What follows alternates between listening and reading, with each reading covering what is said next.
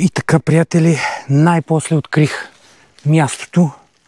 Ще ви го покажа, изключително интересно. Тук, вижте как има редени камъни. Не знам как да ви мога да се виждат добре. Тук има редени камъни. Те върват чак до там. Тук отдолу също има редени камъни. Това всичко го намираме по опис. Е намерено и ми го каза един местен играч. Значи това нещо тук е било направена сграда, която може би е била с цел да скрие пещера. Да скрие пещерата. Сега ще ви я покажа и аз за първи път да я видя. Вижте колко интересно са редени камъните. Има и паднало дърво. Всичко е много скрито. Всичко е много скрито. Просто не знам как го намерих с помощ от приятел. Така. И зад това дърво,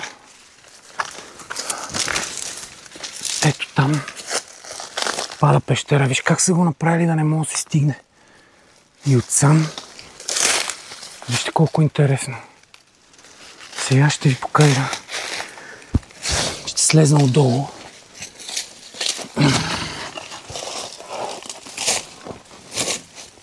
Тук ще мина под дървото. Не много обрасо. Ето вижте редените камъни. Това всичко е било направено като сграда да скрият тази пещера. Ето я. Най-после я намерих. Много обрасо. Няма да намеря подковата. Най-после да я намеря. Гати как е скрита.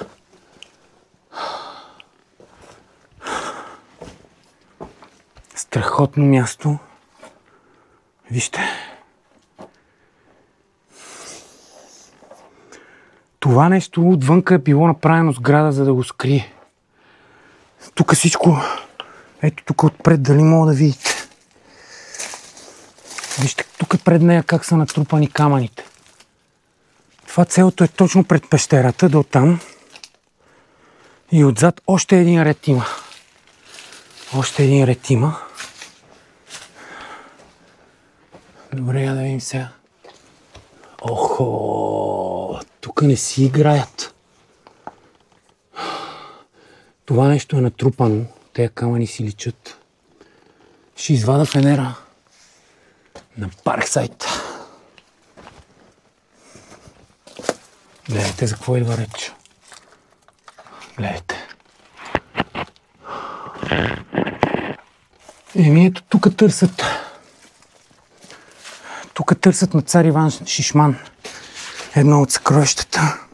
Казвам едно, защото неговият кефалия, който е бил Севастократор Огнян, може би му е бил и роднина.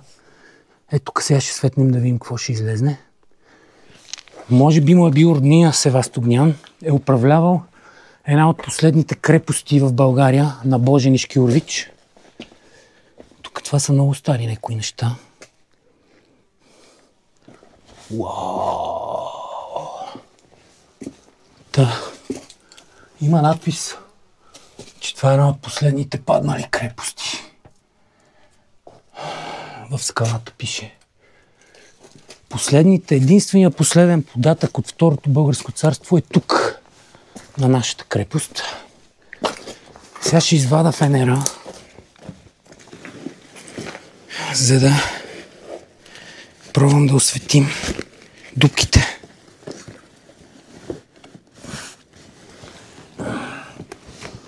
Я да видим къде съм го заврял.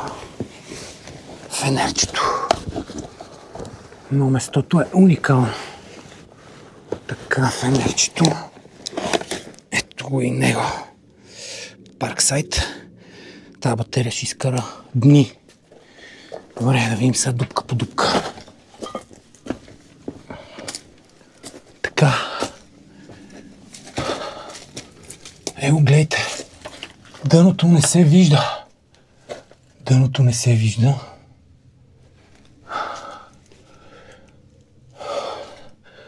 Аз тук много трудно бих се заврял. Ама в името на това да снимаме. Гледай сега, кой се завре там? Това е за много слаб човек. Но фактът, че тази пещера е скрита по този начин, с толкова стари зидове, вижте. Те са на входа на пещерата. И отвън още един ред. Тази пещера е скрита. Била е скрита много дълго време. Така. Искам да видя тази дупка долу. Обаче няма да е лесно работата. Ще си стана на свинче. Уау! Вижте, приятели, за какво става въпрос. Уау! Уау! Охо, ето ги момчетата. Ето вижте къде са въдили. Къде са изваждали пръста. Ето го легена. Уау, уау, уау. Много е тъпо да се лази и много боли понякога. Гледай какви са ниши, бе. Тоя леген отдавна е бил тук. Казах ви, че има опис точно за нея. За тази пещера.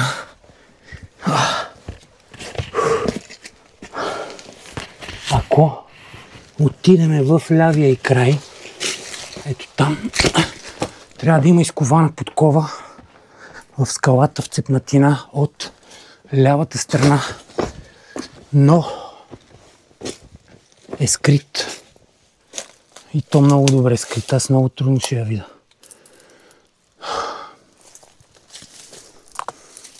Това трябва да се дойде зимата, когато няма растителност.